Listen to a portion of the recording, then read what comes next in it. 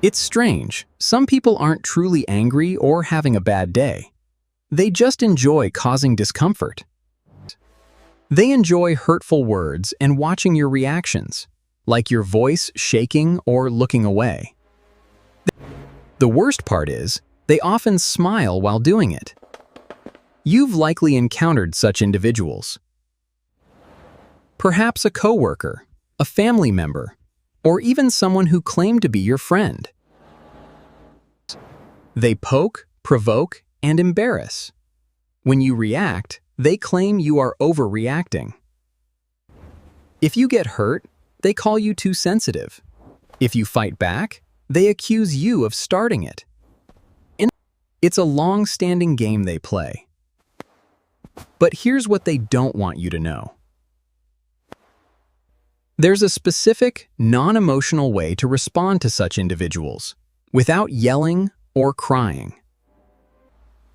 It's a response they genuinely cannot handle, not pretending nothing happened. By the end, you'll know exactly how to handle it. This might change your world forever. Before we respond, understand the type of person who genuinely enjoys hurting others.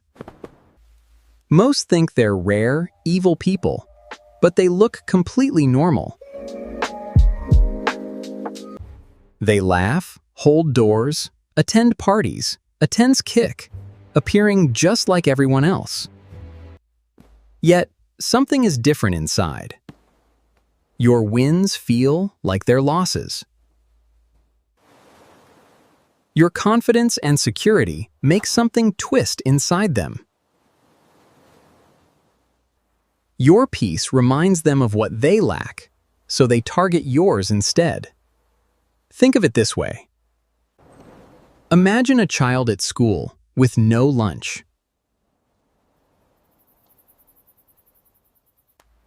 Instead of finding a solution, they knock your lunch off the table. Now you have nothing, and that somehow makes them feel better. That's their psychology. They're not powerful, but hungry and miserable. They've learned it's easier to pull others down than lift themselves up. Understanding this isn't excusing them. It's stopping your reactive fear. When you understand their actions, you reclaim the power they never truly had. Think back. How did you react when someone like this targeted you? Were you defensive? You tried to explain, raised your voice, hoping they'd understand. But did it work? No, because people who enjoy hurting others respond to your emotion, not logic. Every defensive reaction gave them what they wanted. Proof they affected you. Proof of their power. Or perhaps you went quiet, smiled it off, believing you were the bigger person.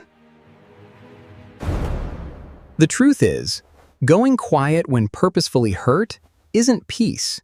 It's permission. They felt it, walking away knowing they could do it again, since nothing happened.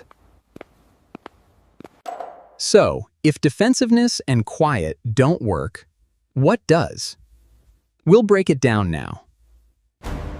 One piece at a time.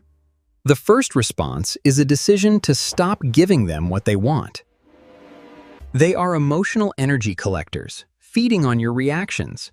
Embarrassment, frustration, tears, anger. The very first move is to cut their fuel line.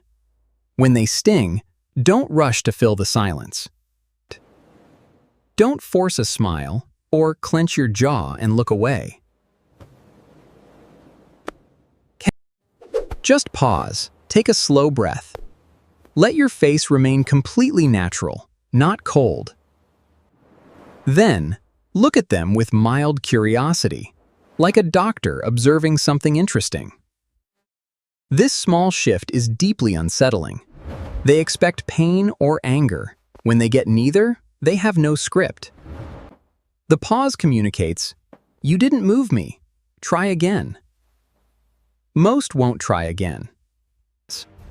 The second response makes them deeply uncomfortable, working every time when done right. Name what they did with quiet certainty, not anger or drama. Show you're not confused. That felt meant to hurt me. Was it a jab?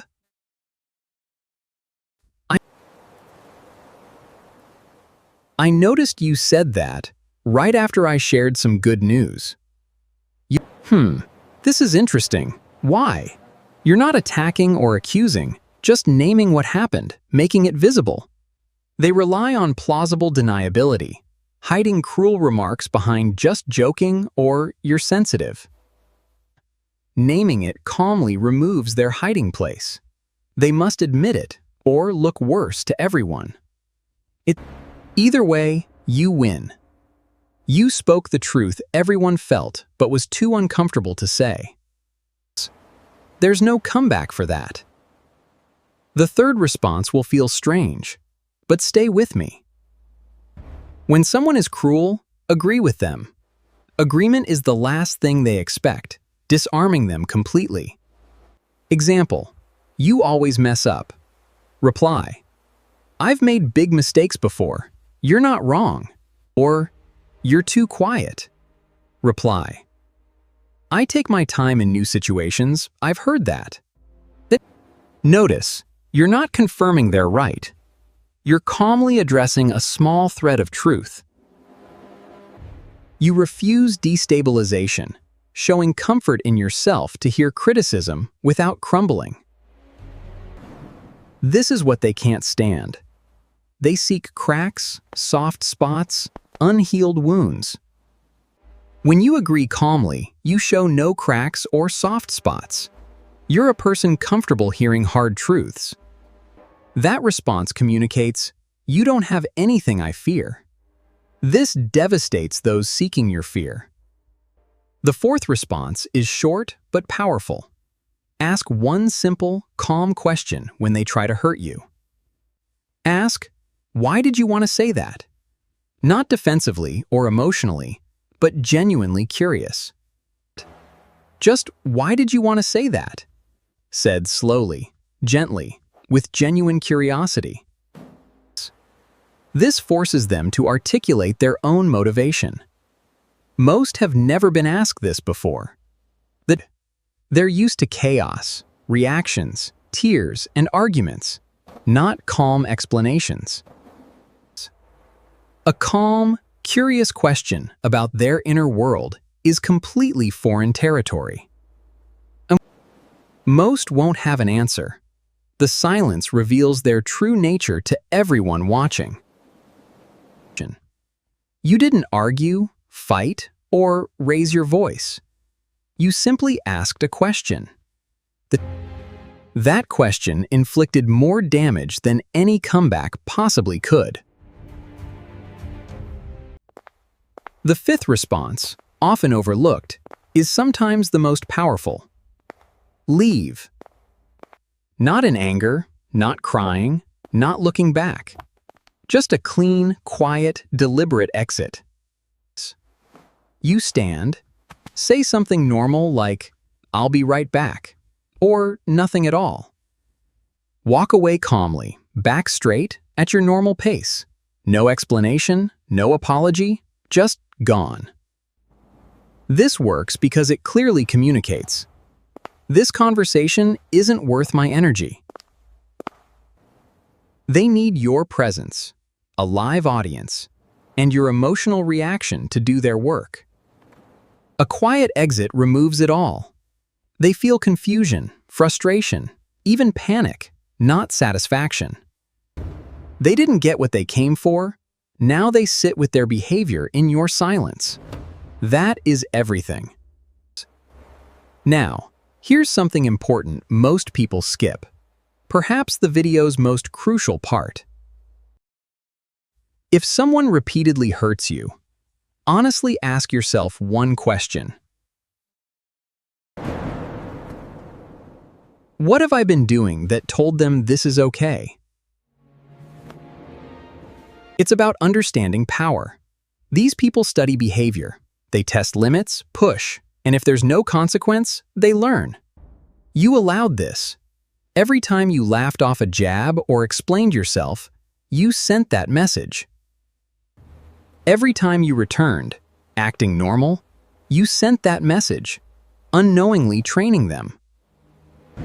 Good news, you can change the curriculum. These responses teach people how you expect to be treated. Every time you pause instead of reacting, you teach something new. Every time you calmly name what they did, you teach something new. Every time you walk away without explaining, you teach something new. Over time, the lesson becomes clear, and they stop showing up because there's nothing left to collect. When you start responding this way, something shifts, not just externally, but within you.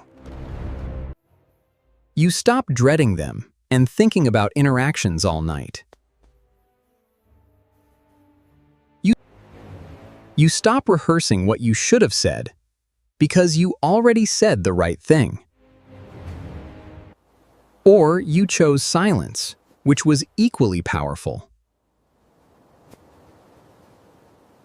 Your energy stops leaking, and your confidence no longer depends on others' treatment. I'm not the problem here. I'm just tired. You develop an indescribable, yet easily felt groundedness, a solid foundation beneath the noise. When you possess this, those who enjoy hurting others can feel it from afar. Like animals sensing danger, they'll know attacking you won't give them what they want. They move on, not intimidated, but because you simply refuse to play their game. For those who live for the game, that makes you unplayable. These people aren't powerful. They gave up their peace to disturb others instead. I am powerful, don't you dare say I'm not. Don't fight with anger. Meet it with something they genuinely cannot handle. Calmness, clarity, and groundedness from knowing yourself, deciding no one shakes that today. For those who live for the game, that makes you unplayable. Now, I want to discuss the energy you carry into a room before anyone speaks. Subscribe now and hit the notification bell so you don't miss the next video drop. Before you go, comment honestly. Have you met people who enjoy hurting others? What did you do or wish you did? Tell me, your experience might help others watching. I'll see you in the next one.